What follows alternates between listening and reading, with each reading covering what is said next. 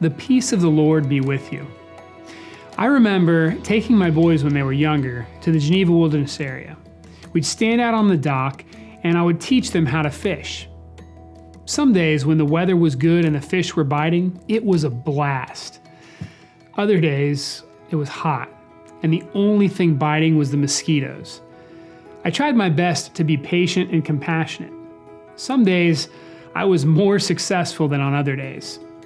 Regardless, I was serving where God had placed me at that time, whether it was easy or hard. We're going to look at a man today who served God in the hard times.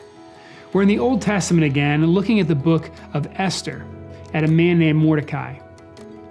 Mordecai was a Jew in exile. That means that he had been taken far away from his home and he wasn't able to return. He wasn't alone either.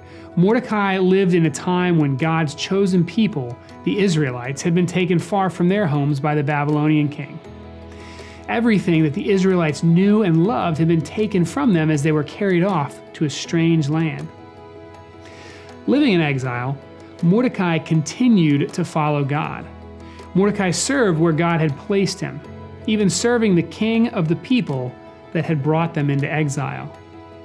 In Esther 2, we read that Mordecai discovered a plot to harm the king. And so Mordecai blows the whistle on the plot, he exposes the conspirators, and they are brought to justice.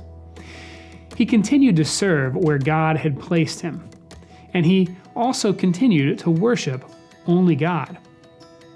One of the king's officials, a man named Haman, really liked having everyone bow down to him, and so he was angry when Mordecai wouldn't. Mordecai didn't hide his faith. He openly told them why he couldn't bow down to Haman. So Haman decided to destroy Mordecai and his people. And in the midst of all of this, Mordecai continued to serve where God had placed him and continued to worship God. It can be difficult to serve where God has placed us. Sometimes we aren't where we would really like to be. I'm willing to bet that there's a place or two on your list right now that you really want to go. But God has placed you exactly where you are right now for a reason.